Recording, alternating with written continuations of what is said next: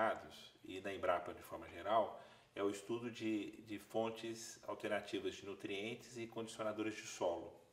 O nosso estudo se concentra em rochas que ocorrem em grande abundância na natureza, especialmente no Brasil.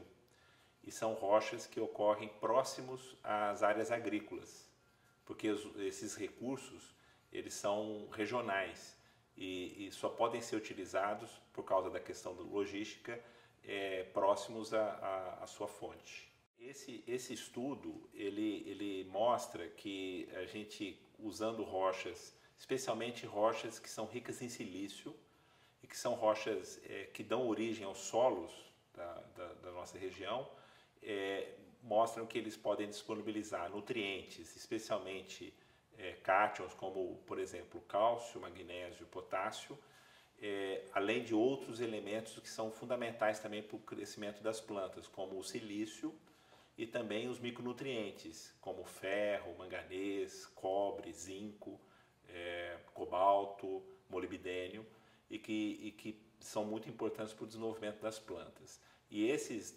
nutrientes, além de disponibilizar os nutrientes, essas rochas, elas também podem melhorar as características físicas, químicas e biológicas do solo.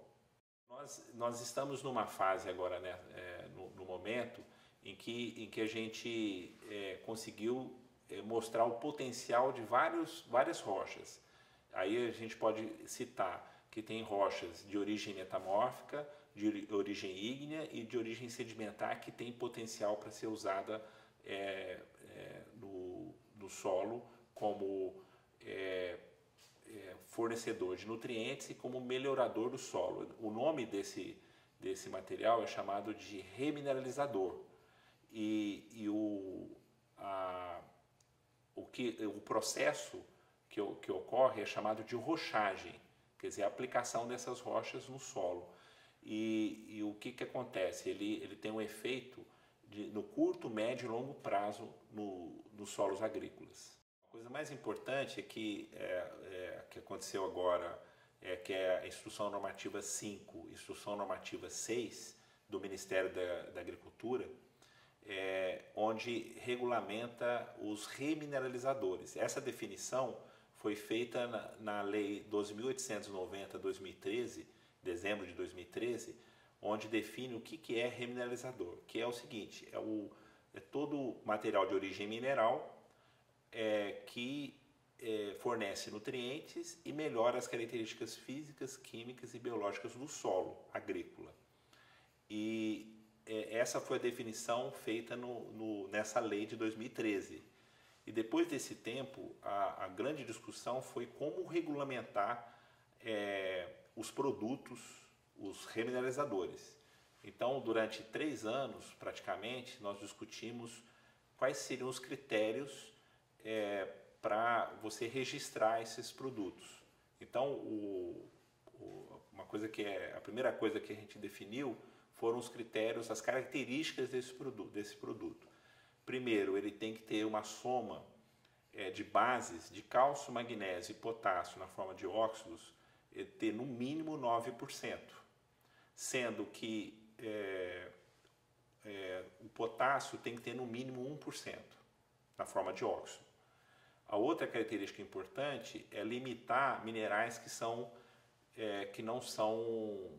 inertes, que não tem não ocorre nenhum tipo de processo com eles no solo, como é o caso do quartzo, quer dizer, a sílica livre, o óxido de silício livre. Então nós colocamos o limite máximo, colocamos que o máximo que poderia ter nesse tipo de produto seria 25%. E colocamos também limites em elementos tóxicos que podem ser potencialmente tóxicos, que colocamos limites máximos para esses elementos, especialmente chumbo, cádmio, arsênio e mercúrio, que são elementos que não têm nenhum efeito biológico. Eles, se forem absorvidos, podem ser tóxicos. Então, nós colocamos teores máximos que podem ocorrer nesses remineralizadores. A outra questão da regulamentação tem a ver com duas coisas que são condicionais. você tem que indicar qual que é o pH dessas rochas moídas, né? Desses remineralizadores. Você tem que indicar que pH que você obteve. A outra coisa que é importante você tem que indicar qual que é a granulometria, o tipo o tamanho dos grãos dos remineralizadores.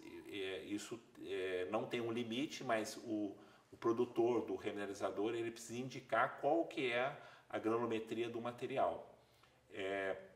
E a outra coisa tão importante quanto essas características é a avaliação agronômica dos remineralizadores. Eles precisam ter eficiência agronômica. E existem testes agronômicos que são padronizados e que precisam ser feitos para demonstrar que os remineralizadores têm eficiência agronômica. Basicamente, você tem que usar solos da região, solos agrícolas da região onde ocorrem os remineralizadores e também culturas que são típicas da região. Então, os testes são feitos com essas plantas e para demonstrar a eficiência agronômica. E isso deve ser feito sempre com uma instituição que seja credenciada ao Ministério da Agricultura.